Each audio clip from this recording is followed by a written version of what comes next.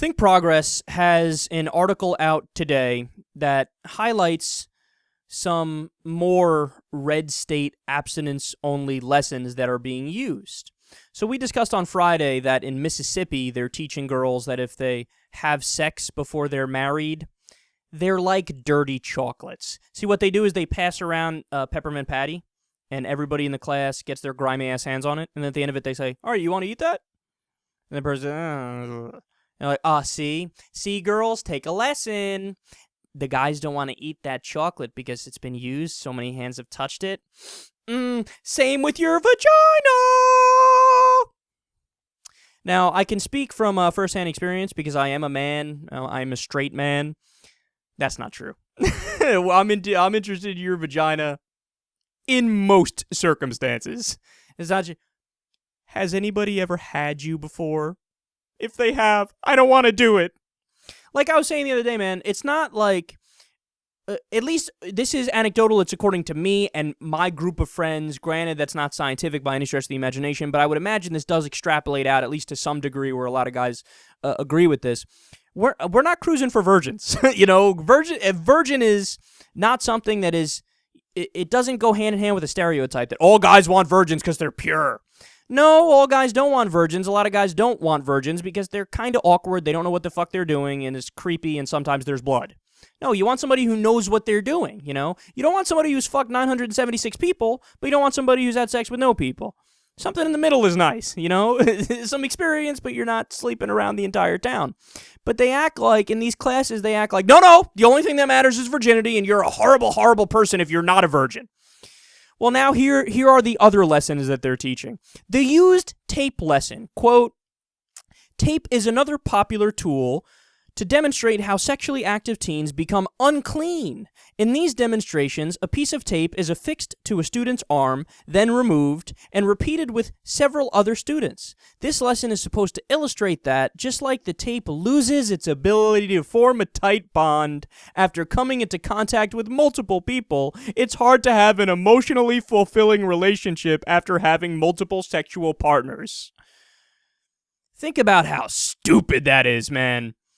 How many women are out there right now that before they got married, they had sex with 8 guys, let's say, just to pull a random number out? And what? They don't love their husband because they had sex with 8 men when they were younger, between the ages of like 18 to 26.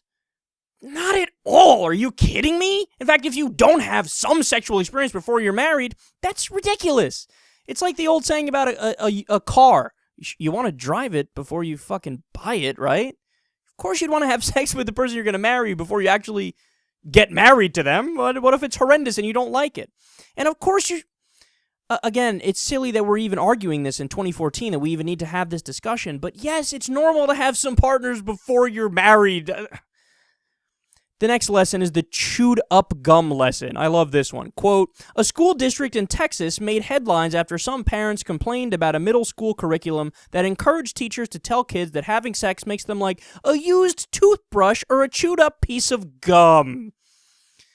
Yes, because girls who have sex before they get married, you're as worthless as some big league chew. We just want to discard and throw you away.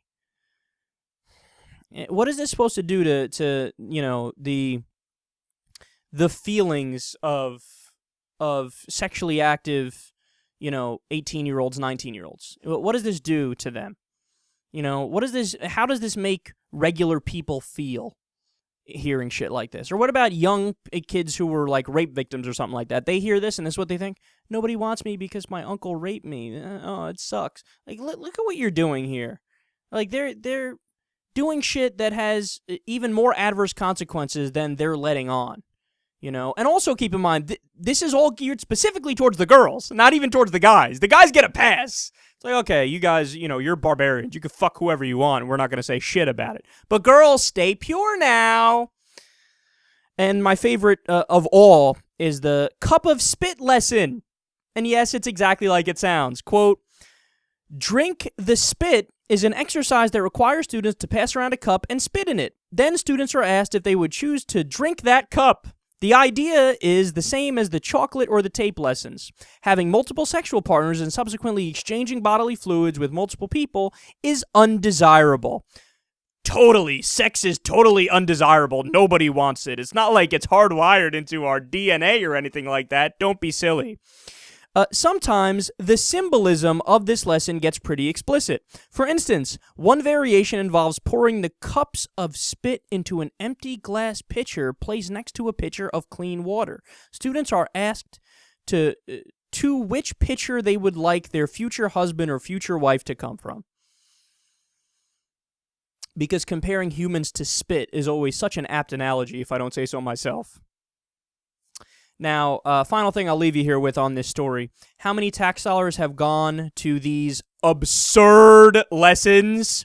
Since 1996, only, $1.75 billion.